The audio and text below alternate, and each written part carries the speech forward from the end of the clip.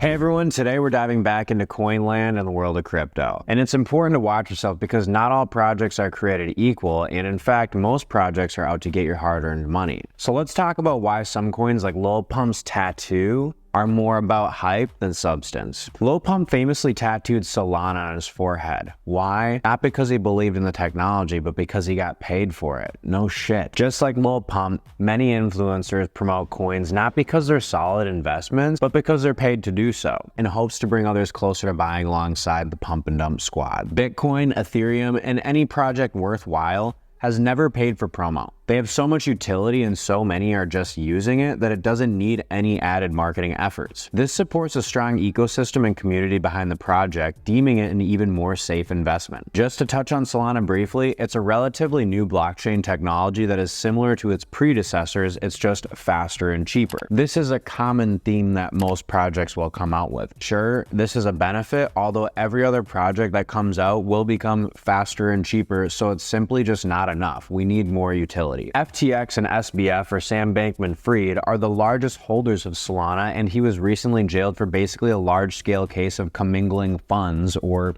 stealing his client's crypto. He likely paid people and companies to shill and buy up Solana while they sold it on its way up. There's already too much corruption here in Solana for me to take a serious liking to it. Here's the deal. Established cryptocurrencies like Bitcoin and Ethereum don't need promotional gimmicks. They've proven their worth over time, and all projects seem to prove their worth as they mature. These coins are driven by technology and community especially, not by paid endorsements. So doesn't it make sense for these bigwig companies to pay for promo and create the largest community they could, just so they can dump all their holdings on you, making all the money? Take Solana, for example. Created by some guy in California and ultimately endorsed by Sam Fried, faced scrutiny for its rapid rise in technical issues. FTX was purchasing Solana at 20 cents through its Alameda Profits, which was their cryptocurrency trading firm. Well, Lil Pump just tatted this on his head in 2024 or just before, and he said it was after selling his soul. But let's be real, I would say that he kept a little bit of Solana. All I gotta say is, when Pepe makes me rich, I'm probably gonna keep a few frogs in the pond, if you know what I mean.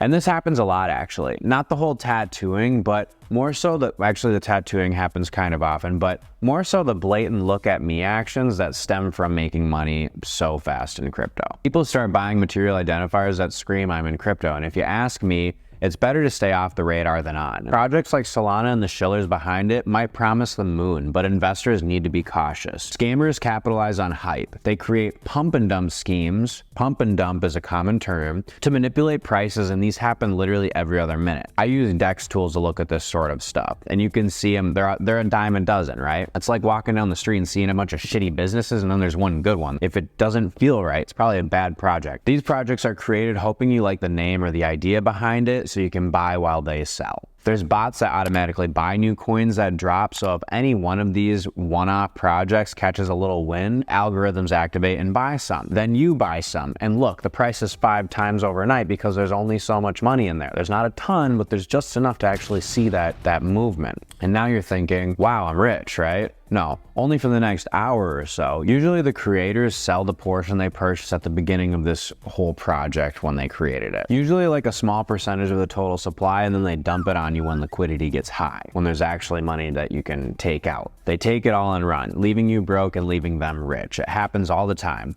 But this is no different than you walking up to a not so credible retailer and trying to buy something as good as Target's selling. You just have to be careful. So here's how to protect yourself. You need to research thoroughly before investing. Check out the project's community and social profiles. A website and roadmap goes a long way. A good example for a roadmap, or plan of action in other words, is something like the Bay Sea or the Bored Ape Yacht Club. They have this plan for the future, something to get the community hyped about. Even though they've slowed down in recent years, they had a lot going on, but since then it's kind of become more hush-hush. Who knows, maybe the Bored Ape Yacht Club community has enough to go around at this point. The cheapest one goes for around 33K, and let me remind you that this is just a verifiable JPEG. Keyword verifiable. You also need to check the team backgrounds for project goals and community trust. Don't fall for flashy promos. And if you see a bunch of thumb-sucking keyboard warriors spewing their opinions on crypto Twitter, then it could be a good sign that mass adoption is growing. On the other hand, if you see your favorite influencers Shilling a coin, maybe it's a short-term play at best. If it's anything worthwhile, nobody's talking about it. It's really a more for me mentality. So remember, in the world of crypto, not every coin tattooed on someone's forehead is worth your investment. I don't have Pepe tattooed on my ass, do I? Stick with established projects and do your due diligence. Stay safe out there and make good decisions. And if you found this video helpful, hit the button, subscribe, and share your thoughts in the comments. Stay tuned for more insights on navigating the crypto landscape, and I'll see you soon.